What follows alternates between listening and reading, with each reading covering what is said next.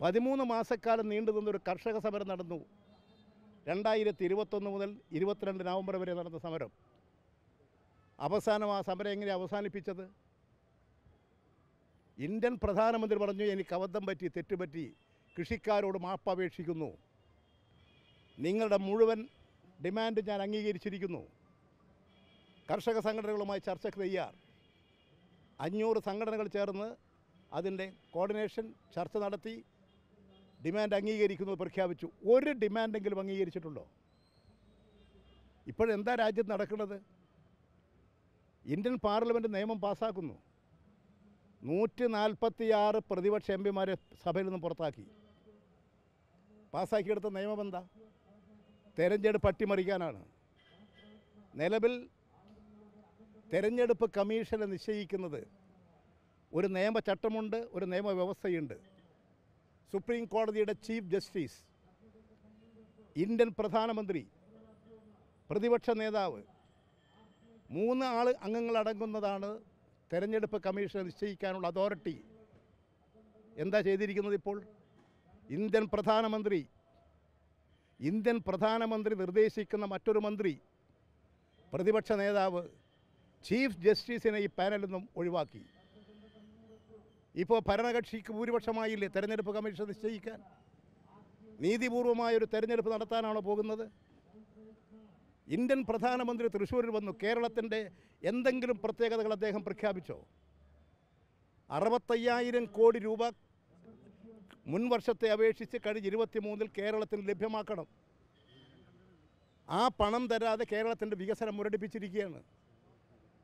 ആ കേരളത്തിൻ്റെ പ്രശ്നം 65,000 കോടി കഴിഞ്ഞ വർഷം അനുവദിക്കേണ്ട വിഷയം ഈ പ്രതിസന്ധി സൃഷ്ടിച്ചുകൊണ്ട് കേരളത്തിൻ്റെ വികസനത്തെ മുരടിപ്പിക്കുന്നു.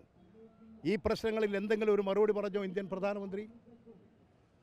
അദ്ദേഹം ഒരു പ്രധാനമന്ത്രിയുടെ, ഇന്ത്യയുടെ 140 കോടി ജനങ്ങളുടെ പ്രധാനമന്ത്രിയല്ലേ? RSSകാരുടെയും സംഘപരിവാറിൻ്റെയും മാത്രമാണോ? കേരളം 3.5 കോടി മലയാളികളുടെ ജന്മനാടല്ലേ? ഈ കേരളത്തിൻ്റെ ഏതെങ്കിലും ഒരു ജനകീയ പ്രശ്നം പരിഹരിക്കാൻ പറഞ്ഞോ? എന്തെങ്കിലും കേരളത്തിലെ ജനങ്ങൾക്ക് വേണ്ടി പദ്ധതി പ്രഖ്യാപിച്ചോ? കേന്ദ്ര ഗവൺമെൻറ് പറയുന്ന മോഡി വിരോധത്തിൻ്റെ പേരിൽ ഏത് പദ്ധതിയാണ് കേരളത്തിൽ ഉപേക്ഷിച്ചിട്ടുള്ളത്? എന്തെങ്കിലും ഒരു പദ്ധതി പറയൂ. അവസാനം കോൺഗ്രസും BJPയും മനസ്സുകൊണ്ടും ചിന്ത കൊണ്ടും ഒന്നാണ് എന്ന് സ്ഥാപിക്കത്തക്ക നിലയിൽ കേരള ഗവൺമെൻറ്റിനെ ആക്ഷേപിക്കാൻ സമയം കണ്ടെത്തി. പ്രധാനമന്ത്രി നടത്തിയിട്ടുള്ള പ്രസംഗം ഇവിടെ UDFൽ, പ്രത്യേകിച്ച് കോൺഗ്രസ്സിൽ വളരെ പാൽപ്പായസം കുടിച്ചതുപോലെയാണ്. കോൺഗ്രസും BJPയും ഒരേ നിലപാടല്ലേ? ഇടതുപക്ഷത്തെ എതിർക്കാൻ, ഗവൺമെൻറ്റിനെ എതിർക്കാൻ,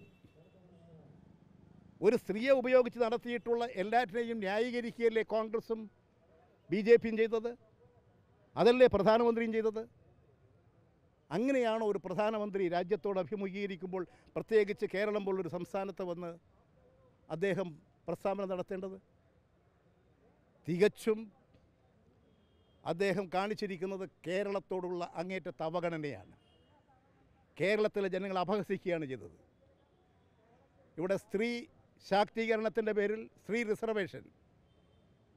എന്താ 24 നടത്താൻ വേണ്ടി പോകുന്ന തെരഞ്ഞെടുപ്പിൽ സ്ത്രീ റിസർവേഷൻ നടപ്പാക്കാൻ പ്രയാസം?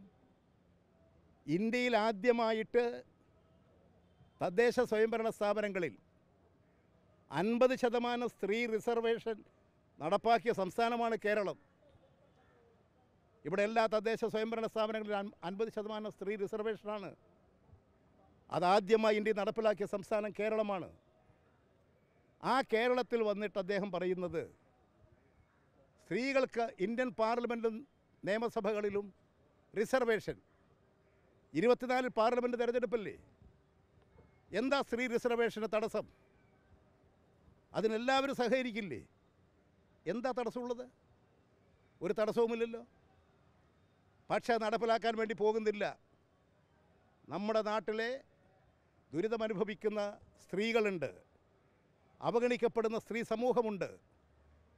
അവരുടെ വോട്ട് ലക്ഷ്യം വെച്ചുകൊണ്ട് ഈ പ്രസ്താവന നടത്തി കേരളം പോലുള്ളൊരു സംസ്ഥാനത്തിലെ വിദ്യാസമ്പന്നരായിട്ടുള്ള സ്ത്രീ സമൂഹത്തെ, ഈ കേരളത്തിലെ ഏറ്റവും നല്ല നിലയിൽ കാര്യങ്ങൾ നിരീക്ഷിക്കുന്ന സ്ത്രീ സമൂഹത്തെ തെറ്റായ വഴിയിലേക്ക് നയിക്കാൻ സാധിക്കുമെന്ന് കേരളത്തിലെ BJP RSSൻ്റെ നേതാക്കൾ ഉപദേശിച്ചിട്ടുണ്ടെങ്കിൽ വളരെ അബദ്ധമാണ്. ഇവിടെ പ്രസംഗം എഴുതി കൊടുത്തിട്ടുള്ള BJP RSSൻ്റെ നേതാക്കൾ അവരെഴുതി കൊടുത്തത് അതേപടി വായിക്കുന്ന അവസ്ഥയുണ്ടായി. അത് RSSൻ്റെ സുരേന്ദ്രൻ്റെ പ്രസംഗത്തിൻ്റെ നിലവാരത്തിലേക്ക് മാറിപ്പോയത് ദുഃഖകരമാണ്.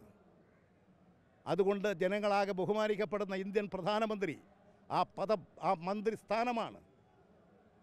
ആ മന്ത്രിപദത്തിൻ്റെ കാര്യങ്ങളെക്കുറിച്ചുകൂടി കേരളത്തിൽ വന്ന് പ്രസംഗിക്കുമ്പോൾ എല്ലാവരും ചിന്തിക്കേണ്ടതാണ്, ഓർക്കേണ്ടതാണ്.